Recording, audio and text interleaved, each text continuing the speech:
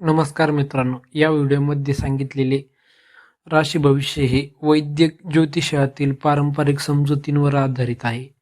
याकडे निश्चित भविष्य म्हणून नव्हे तर आध्यात्मिक मार्गदर्शन, सकारात्मक प्रेरणा म्हणून पाहावे. नमस्कार मेष राशींच्या प्रिय भक्तांनो, आषाढी एकादशी हा दिवस श्री विठ्ठल, भगवान विष्णू आणि भक्तीचा महासण मानला जातो. या दिवशी केलेली प्रार्थना, नामस्मरण आणि चांगले कर्म यांना विशेष महत्त्व दिले जाते. मेष राशीच्या काही व्यक्तींसाठी हा काळ भावनिकदृष्ट्या महत्त्वाचा ठरू शकतो. अनेक दिवसांपासून मनात साचलेल्या भावना, जुन्या आठवणी किंवा एखाद्या व्यक्तींशी पुन्हा संपर्क होण्याची शक्यता काहींना जाणवू शकते.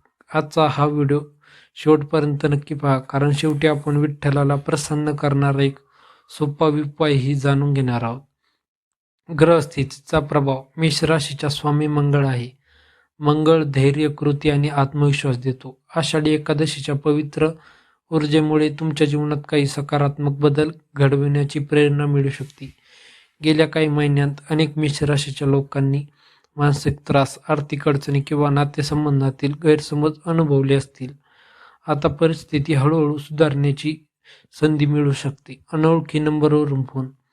या काळात काही लोकांना एखादा अनपेक्षित फोन किंवा संदेश मिळू शकतो. तो जुना मित्र, पूर्वीचा सहकारी, नातेवाईक किंवा बराच काळ संपर्कात नसलेला व्यक्ती असू शकते.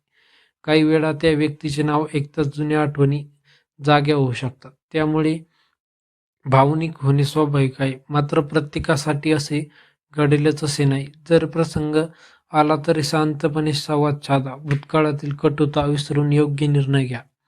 नात्यांमध्ये बदल. जे नाते तुटल्यासारखे वाटत होते ते पुन्हा संवाद सुरू होऊ शकते. घरातील वाद कमी होण्याची शक्यता आहे. पालकांकडे प्रेम आणि आशीर्वाद मिळू शकतो. दूर राहणाऱ्या व्यक्तींकडून आनंदाची बातमी मिळू शकते. ज्यांच्या विवाहात अडथळे आहेत त्यांनी संयम ठेवावा. योग्य वेळी शुभ संधी मिळू शकते. आर्थिक स्थिती. आर्थिक बाबतीत घाईघाईने निर्णय घेऊ नका. अनावश्यक खर्च टाळा. जुने अडकलेले पैसे मिळण्याची शक्यता काहींसाठी निर्माण होऊ शकते.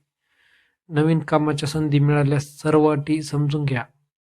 प्रामाणिक प्रयत्न आणि नियोजन यामुळे लाभ होऊ शकतो. नोकरी आणि व्यवसाय. नोकरी करणाऱ्यांना वरिष्ठांचे सहकार्य मिळू शकते. व्यवसायात नवीन ग्राहक, नवीन संपर्क मिळण्याची शक्यता आहे.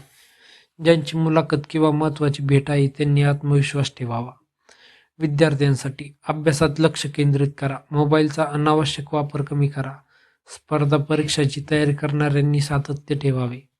आरोग्य. पुरेशी झोप घ्या. संतुलित आहार घ्या. ताण कमी करण्यासाठी प्रार्थना, ध्यान किंवा नामस्मरण ठेवा. विठ्ठलाची कृपा मिळवण्यासाठी सोपे उपाय. आषाढी एकादशीच्या दिवशी सकाळी स्नान करून स्वच्छ कपडे परिधान करा. शक्य असल्यास विठ्ठल किंवा श्री विष्णूंची पूजा करा. तुळशीला पाणी अर्पण करा. ओम नमो भागवते वासुदेवाय. श्री विठ्ठल विठ्ठल जय हरी विठ्ठल या मंत्राचा 108 वेळा जप करा. गरजूंना अन्नदान किंवा पाण्याची सेवा करणे ही अत्यंत पुण्यकारक मानले जाते. कोणत्या गोष्टी टाळाव्यात. रागावर नियंत्रण ठेवा. कोणावरही कठोर शब्द बोलू नका. खोटे बोलणे टाळा. कोणाचाही अपमान करू नका. वृद्ध व्यक्तींचा आदर करा. मेष राशींच्या मित्रांनो, आषाढी एकादशी हा श्रद्धा, भक्ती आणि आत्मपरीक्षणाचा दिवस आहे. जर तुमच्या आयुष्यात एखादा अनपेक्षित फोन, संदेश किंवा जुना संपर्क पुन्हा आला तर त्याकडे शांतपणे आणि समजुतीत पहा. प्रत्येक घटना ही आयुष्यात नवी दिशा देण्याची संधी असू शकते. भगवान विठ्ठलावर विश्वास ठेवा. सकारात्मक विचार ठेवा आणि सत्कर्म करत राहा. कमेंटमध्ये नक्की लिहा, श्री विठ्ठल रखुमाई. व्हिडिओ आवडला असेल तर लाईक करा. आपल्या मित्रपरिवारासोबत शेअर करा आणि अशाच आध्यात्मिक व राशी भविष्याच्या व्हिडिओंसाठी भक्तिरंग सागर या आपल्या आवडत्या चॅनलला सबस्क्राईब करा. पांडुरंग विठ्ठल सर्वांच्या जीवनात सुख, शांती आणि समृद्धी राहो. जय हरी विठ्ठल. विठ्ठल